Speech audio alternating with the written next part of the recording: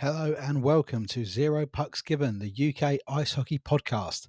We are in partnership with Blades Belong on Your Feet, the charity fighting knife crime with ice skating all across the UK.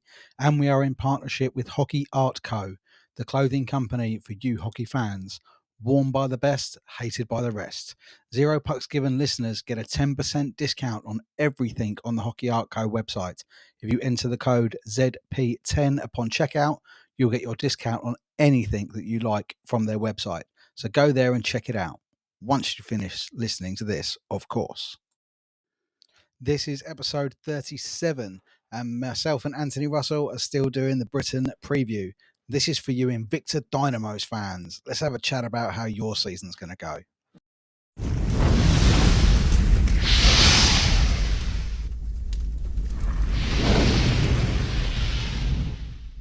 INVICTA Dynamos. Now, great season last year under Carl Lennon. He almost became like a Dalai Lama figure, I think, to a lot of the players at INVICTA. They won the South Cup quite convincingly. Semi-finalists at the playoffs. They're probably just blaming themselves for not making the final last year. Yeah. But a great retention rate and some really good additions as well. Yeah. I mean, probably some of the more left-wing additions. Yeah, absolutely. Left field additions. What was Mads Toon doing? Just sitting around in Kent? Like, where did he come from? Watchmaking, I believe. I mean, it's a bit of a strange one. For me, the big one is the return of Ollie Bronneman. People unfamiliar with Ollie, I mean, his elite prospects page doesn't really do justice to just how prolific a goal scorer this man was back in the EPL. And the EPL standard at its peak was very, very good. And the fact he just disappeared off the face of the earth for a while, that happens in hockey. Sometimes guys just kind of hit that wall and they don't want to play anymore and they walk off. For Ollie to come back, if he finds the legs, this division could be in trouble. Because I cannot honestly believe that eye for goal will have disappeared from Ollie Bronneman. He was he was definitely once, he may have even been twice, the top British point and goal scorer in the EPL.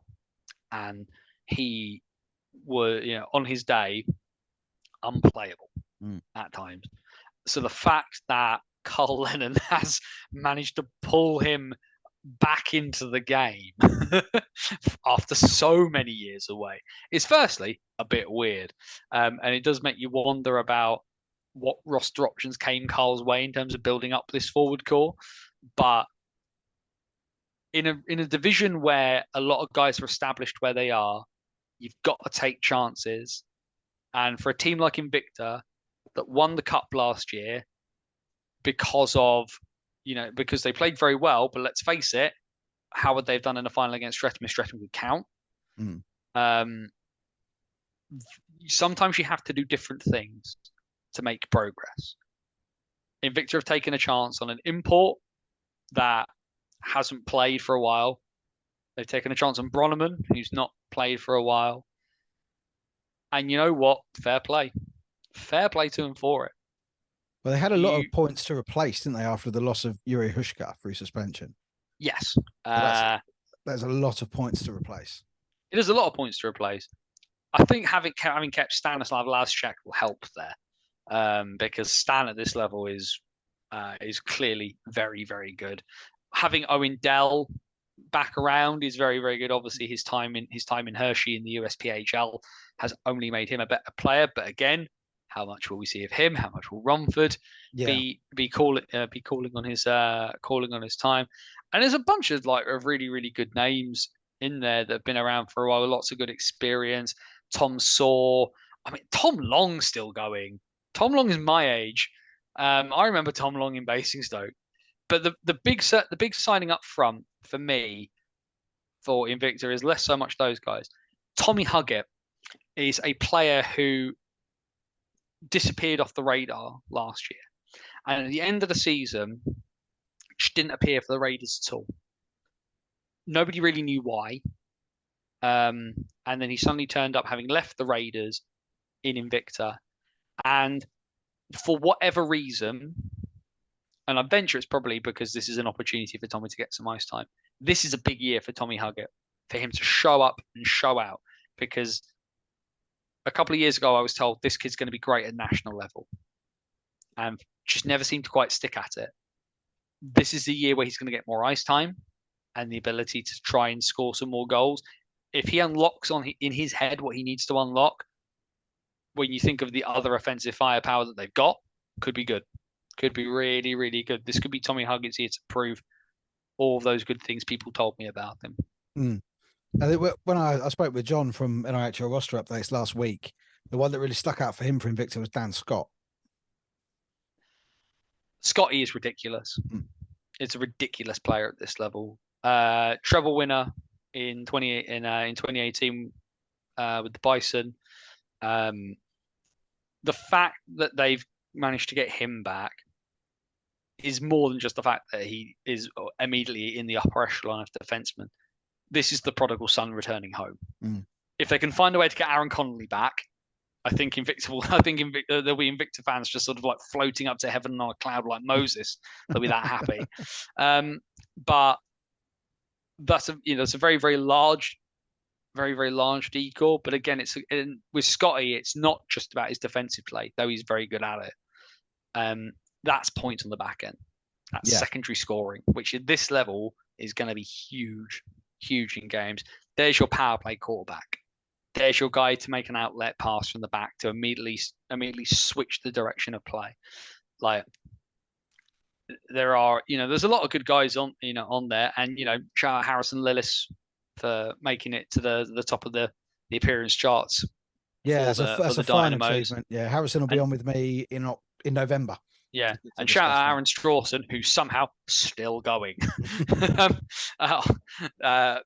yeah, like Scotty being back from Invicta is, like I said, it's not just about the quality of his play; it's talismanic, because you will getting new fans in is always really, really big for hockey, because we're a sport in Britain that lives on a shoestring.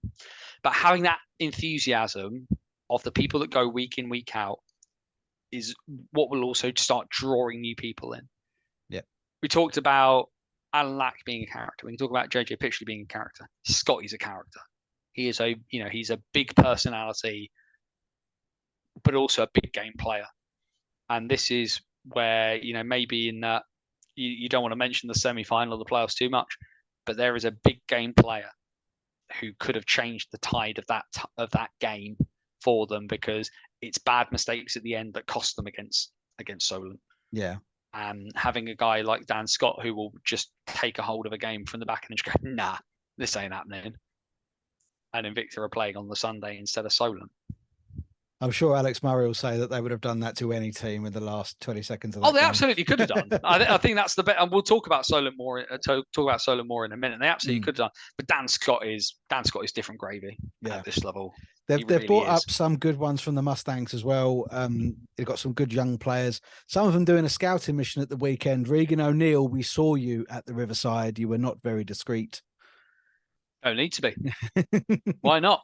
So yeah, I think it's like James Bond. You walk in, you use your real name, let them know you're watching. I think he's wearing a Dynamo's gilet as well. Why not? Yeah, and also why not get a few of those Mustangs guys up? My friends in Invicta who graciously accepted my apology after I said they were at the playoff weekend in South 2 to make up the numbers and won it. But yeah, why not? That's what the Mustangs should be there for. They should be able to take those guys on. I'm glad they've been able to do it.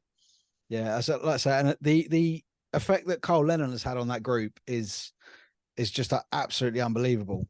And it's something. I mean, I said when we did this in April, I'm a little bit in love with Cole Lennon. I don't know why. I can't help it.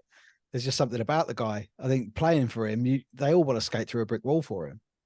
Well, I'll be in Gosport this coming Saturday for the Solent versus Invicta, and Carl sent me a message saying make sure you come and say hello.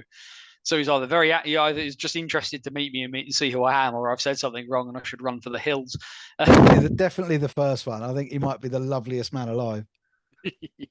Well, yeah, like I said, I'm interested to see it up close. I think is the thing with teams like Invicta, and this is a big thing for me this year. Is I try and keep on top of as much stuff as I can by talking to people, by watching video, and so on and so forth. And there are some teams that I'm just going to struggle to be able to watch because of the proximity, but I get to see Invicta up close this year with this roster that looks really, really interesting. That the title is within shout, but I don't know. I don't know I don't know how realistic that is. I don't necessarily think they've quite got the attacking bite that Chelmsford do, that Streatham do, but it's not completely out of their range. The floor for Invicta, probably maybe like mid-table, like 5th or 6th, maybe. It's a bit hard to tell. They're I certainly think there's a shout for top 3 for this group. I'm really fascinated to see how Owen Ryder does. Obviously, Tyler Delapetouche played at least one game recently for Invicta. I believe his 2-way agreement with the Dynamo still stands, although it's not being very openly talked about. No, they did share Saturday, Sunday, I think, between Tyler and Owen. Yeah, but the ability, and you and I said this at the end. If Tyler's popping in and out, that's great. Owen Ryder won the cup. Yeah. That's your confidence boost. Owen Ryder can own. This is Owen Ryder's team, really. And Matt Friend is I'm really delighted to see Matt Friend get an opportunity. He's known to a few goalie guys I know around here. People like Dan Weller-Evans, Alex Mettam they both speak very highly of Matt Friend for his ability to, his dedication and his ability to kind of get involved and get stuck in, and his willingness to learn. But this is Owen Ryder's team, and can Owen Ryder propel a team to the South One title? Not by himself, but there's somebody once said to me that your netminder doesn't have to be great; he just has to be good enough. And Owen Ryder has a cup medal. He's definitely good enough. Yeah, we did see him win games by himself last year for Invicta. Like you say, whether he can do that across a whole season remains to be seen. But yeah, he was certainly capable of it in the odd game. I have got Invicta finishing second for me this year. I think it'll be closer than it was. I don't think Streatham will be as far ahead of the pack as they were last year. But yeah, I do really fancy Invicta to push on from what they did last year. But and of course, once again, massive thanks to Carl Lennon, because he always gives me his thoughts and his time, and like I say, just a lovely gentleman. This podcast is hosted by Spotify for Podcasters. It is available on Spotify, Apple Podcasts, Amazon Music, and anywhere else that you get your podcasts. You can follow on all the social medias. It's at 0 Pucks Given for YouTube and Facebook, at 0 Pucks Given Podcast for Instagram, TikTok, and Threads, at 0 Pucks Pod on X, and Ben Hyde ZPG on Snapchat. Follow us on all of those and you will not miss a thing. Thanks for listening, and we'll see you next time.